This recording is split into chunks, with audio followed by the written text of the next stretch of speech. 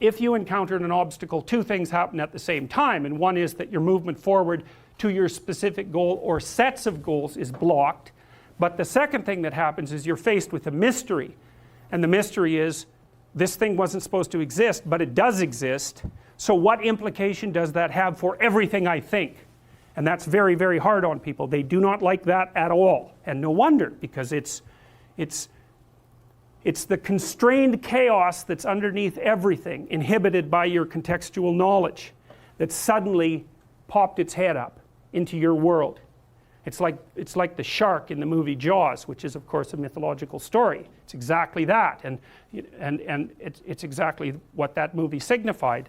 A safe vacation paradise, all of a sudden threatened by some subterranean thing that can pull you down and that destroys the peace and the harmony of that particular community. It's a dragon story, it's a hero myth, it's the story that people have been telling forever.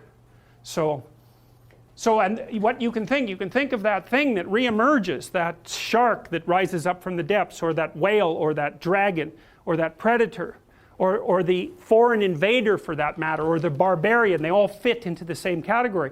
That's what had been deemed irrelevant suddenly manifesting itself. And when you think about how much is deemed irrelevant, the fact that it suddenly manifests itself, that's exactly the purpose, for the reason for the trauma.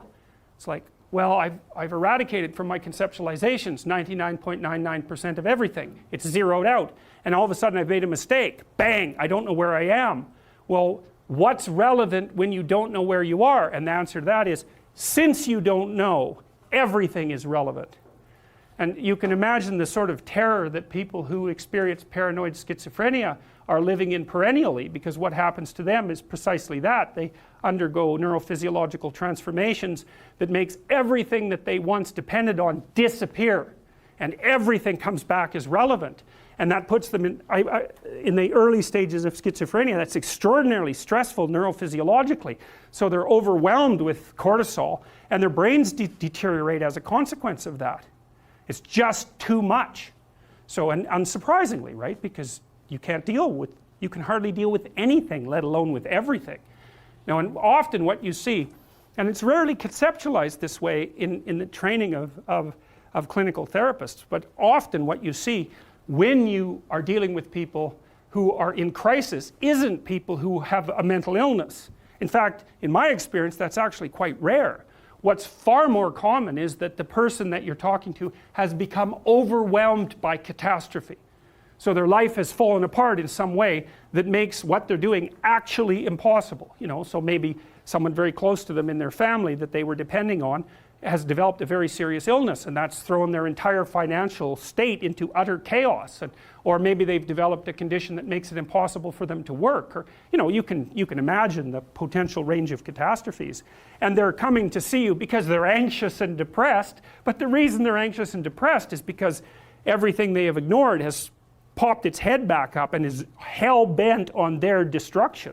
And often you see people who are being attacked by 5 or 6 of these monsters at the same time. And it isn't their mental illness that stops them from being able to deal with it, although that, you know, whatever weaknesses you have are going to interfere. It's the fact that what they're facing is no damn joke, and if you were facing it, you'd feel exactly the same way. So then you're trying to come up with practical solutions to these tremendously complex problems.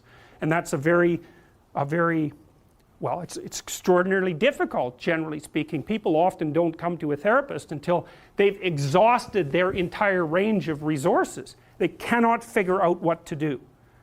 And so, you know, in a situation like that, you can administer antidepressants, and maybe that'll help the person increase their stress resistance.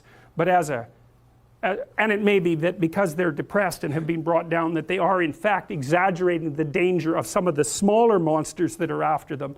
But making the person more stress resilient doesn't give them, for example, a new job, and it certainly doesn't bring back the person they've been living with for 2 years who has a degenerating neurological disease or some form of cancer. Like, these things are major. You know, I often see people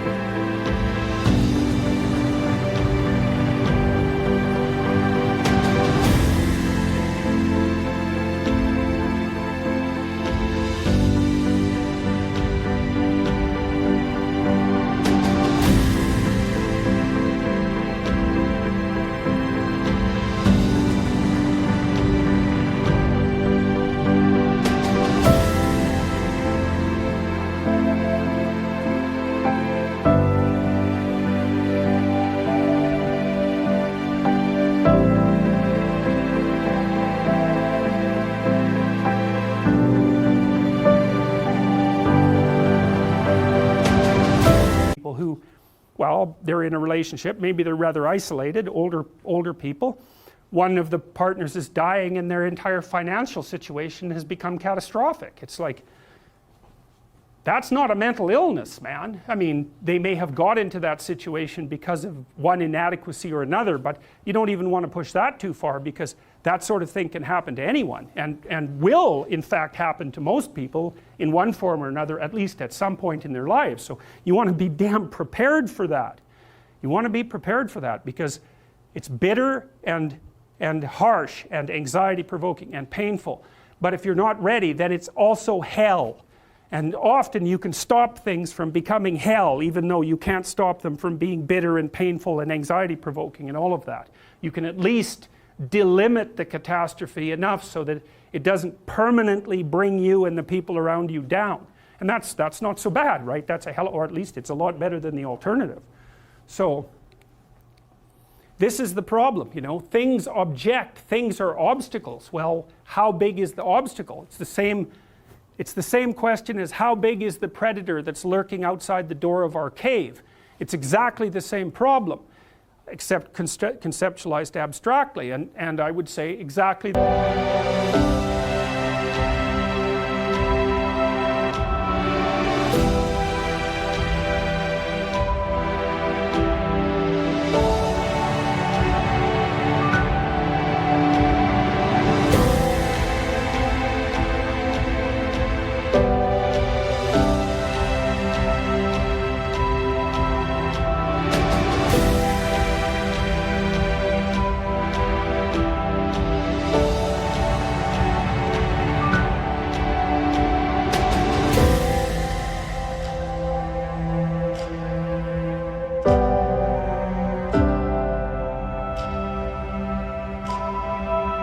same systems that your distant ancestors used to conceptualize the lurking predator are the systems that are activated now when you encounter the re-emergence of all the monsters that you've ignored. It's the same neurological platform. You think, well, how could it be otherwise? Because evolution is a conservative process.